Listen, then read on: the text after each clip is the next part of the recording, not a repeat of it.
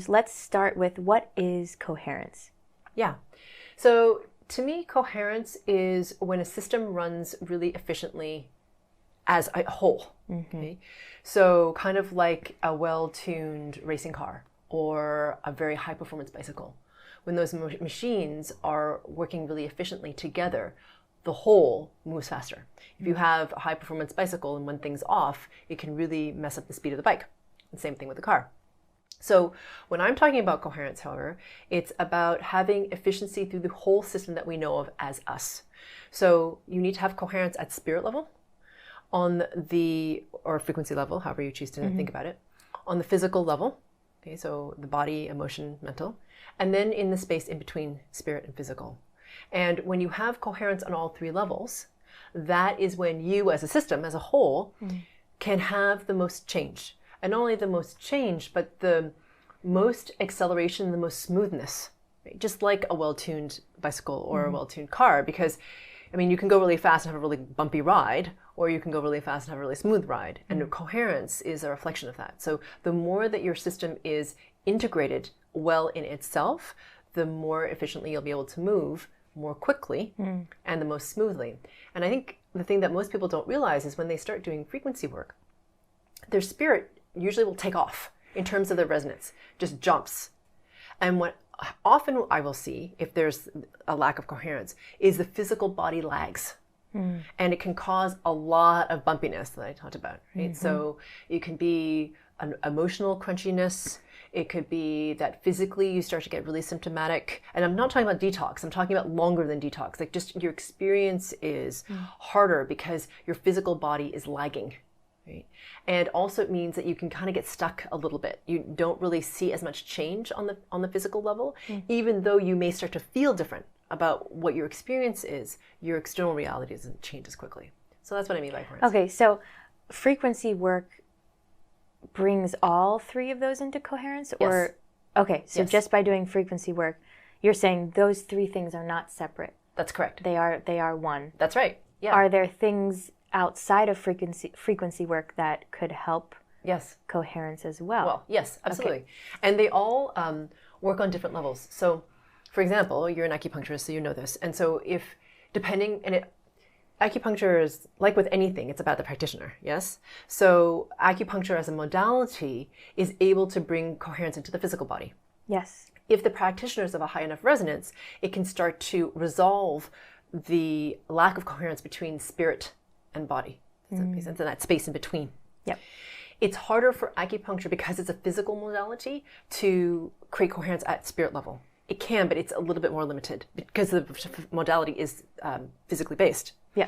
So yes, there are modalities like that, and that's why I always talk about self-care, because when you have self-care, it allows for the physical body, the space in between, to catch up to the change on spirit level. Because generally speaking, not always, but generally, it's the physical body that lags. Well, why? Because it's more dense. It's slower in vibration, right? Your spirit body, is vibrating at an extremely high rate. So it changes pretty much almost instantly.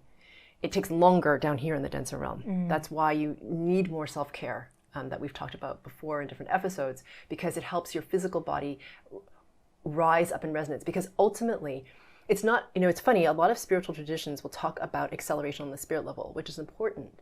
But if you forget the physical body, your physical body has to rise in resonance too, or you get that crunchy experience I was just talking about, and then you don't have that full embodied experience of the awakening process. You came into embodiment for a reason, to experience it, to transcend it, to have, the amazingness of it, and also the challenge of it, because that is part of the growth and learning.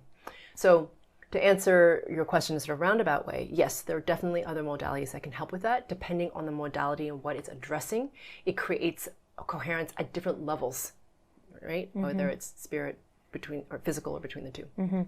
Do you notice in your work that some people maybe have an aptitude for their physical body lagging behind more than others? Yes. Is that like a constitutional thing, or? Yeah, I think it has to do a lot with sometimes it's distortion based. So if somebody has a lack of body awareness, or through the lineage or religion, a lot of shaming or guilt around the body. So there's a strong disassociation. They like yes, exactly. There's a disassociation from the body.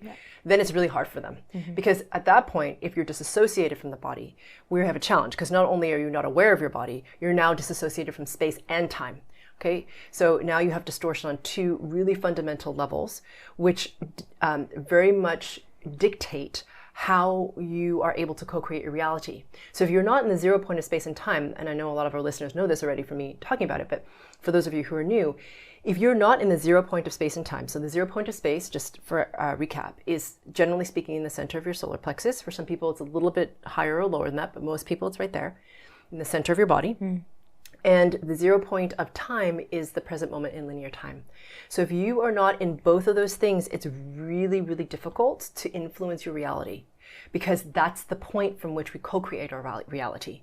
And it can be really frustrating and create a lot of lag in the physical. So if you're, like you said, disassociated from the body, well, the center point of space is right here. So if you're not even associated with this, you have a challenge. Then you're not in the present moment in linear time because you're off somewhere else, not in the body. You're probably in your mind thinking about something, and the mind will distort you in time often into the future or the past, which is not an empowered place to co-create your reality from.